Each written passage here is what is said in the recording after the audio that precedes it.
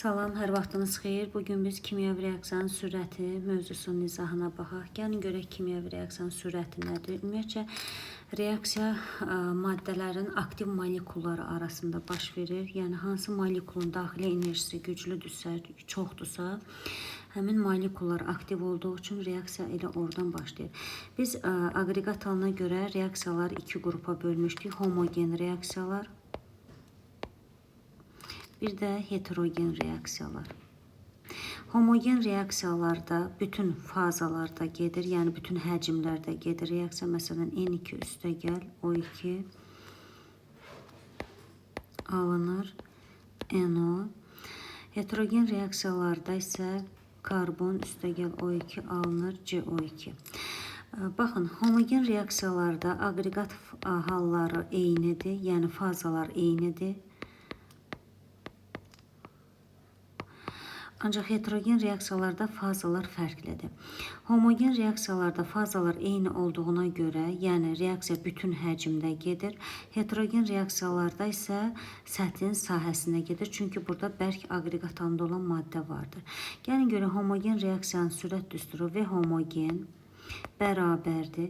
Reaksiya iki istiqamətdə getdiyinə görə mənfi, müsbət işarəsi qoyuruq. Bərabərdir. Delta S böl delta T. Burada delta S qatılıqdır. Delta T isə reaksiyanın getməsinə sərf olunan zaman. S-nin yerinə nö böl V ifadəsi qoya bilərik. O zaman nö böl VT. Vahidimiz isə mol böl litr vur saniyə ilə ifadə olunur. Bundan başqa biz bilirik ki, məsələn, A üstəgəl B maddəsi alınır D maddəsi. Reaksiya başlamamışdan öncə A və B-nin qatılıqları, molları maksimum olur. Zaman keçdikcə azalmağa başlayır. Çünki D-nin alınması da sərf olunur. D-nin qatılığı və molu isə əvvəlcə 0 olur. Sonra başlayır 0-dan uzaqlaşmağa, yəni artmağa başlayır. Ona görə də deməli, başlanğıc qatılıqlar maksimumdur. Zaman keçdikcə onlar sərf olunmağa başlayır. Bu zaman V homogen bərabərdir. S1 başlanğıc qatılıqdan S2-ni çıxırıq. Yəni son qatılığı sərf olunan tapırıq və sərf olunan delta T ilə ifadə edirik. Daha sonra deməli, heterogen reaksiyanın sürəti isə V heterogen bərabərdir. Demək, nö böl S vur T ilə ifadə olunur. Nö maddənin mol miqdarıdır. S səthin sahəsi metr kvadratı. T isə zaman. Saniyə ilə ifadə olunur. Homogen reaksiyalar bütün həcmdə gedir.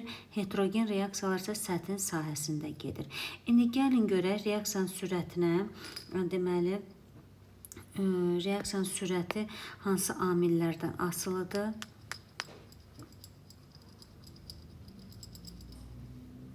Baxırıq. Məsələn, birinci maddənin təbiətindən. Maddənin təbiəti, yəni aktivliyindən asılıdır. Məsələn, litium, natrium, kalium metallar verilibdir və yaxud da magnezium da verilə bilər və s. Bu metalların aktivliyi bu istiqamətdə artdığına görə su ilə, məsəl üçün, reaksiyası, turşu ilə reaksiyası elə o istiqamətdə də artır. Yəni, maddənin təbiəti, maddə nə qədər aktiv olarsa, reaksiya o qədər sürətli gedir. İkinci qatılıq. C. Qatılıqla reaksiyanın sürəti düz asılıdır. C ilə düz asılıdır. Niyə? Məsələn, V bərabərdir. Düsturumuz əsasən K, C, A vur, C, B, B. Burada deməli, kiçik A-lar əmsallardır. Böyük A-lar isə reagentin, maddənin özüdür. Maddədir.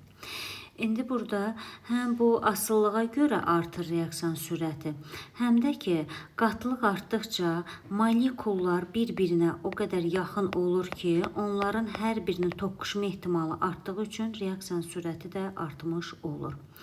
Bundan başqa üçüncü təzyiq. Təzyiq biz bilirik ki, məsələn, biz bura Porsche-lə təsir etsək, Porsche-ni sıxsaq, bura gətirsək, bu zaman molekullar daha da yaxınlaşır. Təzyiq artdığına görə qatılıq artır. Qatılıq da artdığı üçün sürət də neynədir? Artmış oldu.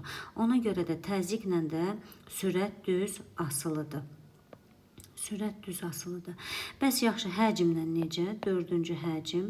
Həcm, baxın, indi Porsche-ni biz götürsək, Porsche-ni buradan qaldırırıq yuxarı. Bu zaman molekullar, deməli, həcm artdığına görə seyrəkləşir və molekullar arası məsafə artır, həcm artdığına görə və onların toqquşma ehtimalı azalır. Həcm artdıqda təzyiq azalır, təzyiq azaldıqda isə sürət yenə də neynir? Azalmış olur. Daha sonra burada temperaturla asıllığına baxaq. 5-ci temperatur.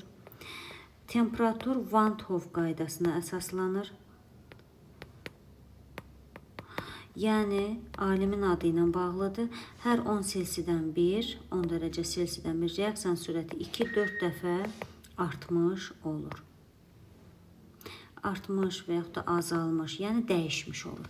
Məsələn, düsturumuz isə VT2 böl VT1 bərabərdir qamma üstü T2 çıx T1 böl 10 düsturu ilə hesablanır.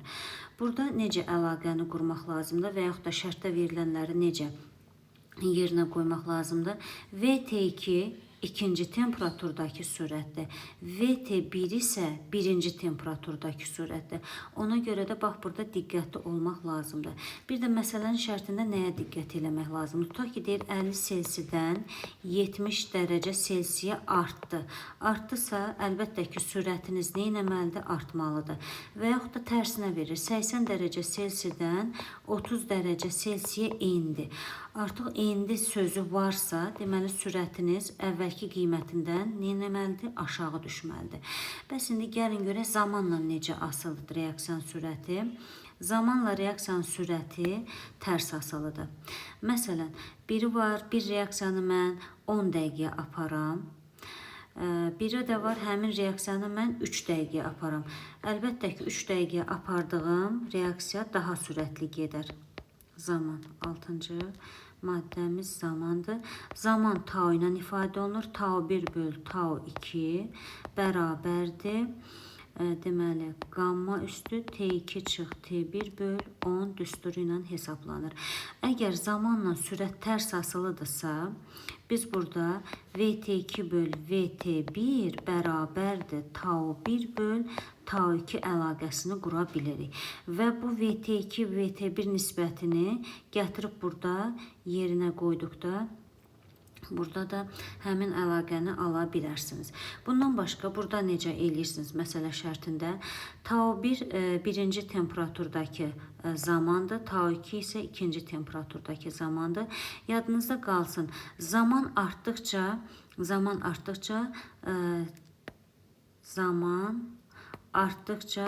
sürət deməli azalır. Amma sürət azalır. Amma sürət artdıqca zaman azalır. Zaman azalır. Yəni, bu məsələ şərtində bunlar da sizə lazımdır. Daha sonra axırıncı katalizatorların təsiri. Katalizator ümumiyyətcə iki cürə olur. Reaksiyanın sürətini artıran və azaldan katalizatorlardır. Artıran katalizatorlar müsbət katalizatorlardır. Müsbət və mənfi. Mənfi katalizatorlara inhibitor deyilir. Müsbət katalizatorlar reaksiyanın sürətini artırır, mənfilər isə azaldır. Ümumiyyətcə, reaksiyada katalizator iştirak edirsə, həmin reaksiya avtokatalitik reaksiyalar adlanır. Nümunə olaraq A üstəgəl B, oxun üzərində katalizator verilir, alınır A, B. Yəni, bu bizim gördüyümüzdür. Ancaq əslində reaksiya necə gedir? A üstəgəl əvvəlcə K ilə, K gəlir A-nı aktivləşdirir, AK birləşməsini əmələ gətirir. Artıq AK birləşməsi daha aktiv maddəyə çevrilir və AK birləşməsi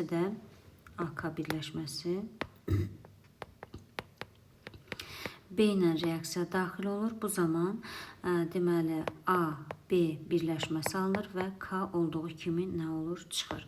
Katalizatorlar tapmaq üçün baxırıq. Reaksiya girdi və çıxdı. Yəni reaksiya girdiyi kimi də çıxırsa, sərf olunmursa, sadəcə reaksiyanın sürətini artırırsa və yaxud da azaldırsa, belə reaksiyalar katalitik reaksiyalar adlanır. Məsəl üçün bir nümunə üzərində baxaq. Tutaq ki, bizə verilir deməli SO2 üstünə gəlir O2 katalizator olaraq NO götürürsünüz, alınır SO3. Əvvəlcə SO2 reaksiyamız necə gedir? NO üstə gəl O2 alınır NO2. SO2 üstünə NO2 gəlirsiniz, alınır. Deməli, SO3 üstə gəl NO. İndi baxaq görək. Baxın, NO reagentdədir, NO məhsuldadır. Reaksiya girdiyi kimi də çıxdığı üçün bu artıq katalizator hesab olunur. Deməli, bugünkü dərsimiz kimyəvi reaksiyanın sürəti idi. Növbəti videolarda sürətə təsir edən amillər Le Chatelier prinsipindən danışarıq. Bu kimi videoların davamını istəyirsinizsə, zəhmət olmasa kanalımıza abunə olun və hansı dərsin, hansı testin izahını istəyirsinizsə, şərh bölməsində qeyd edə bilərsiniz.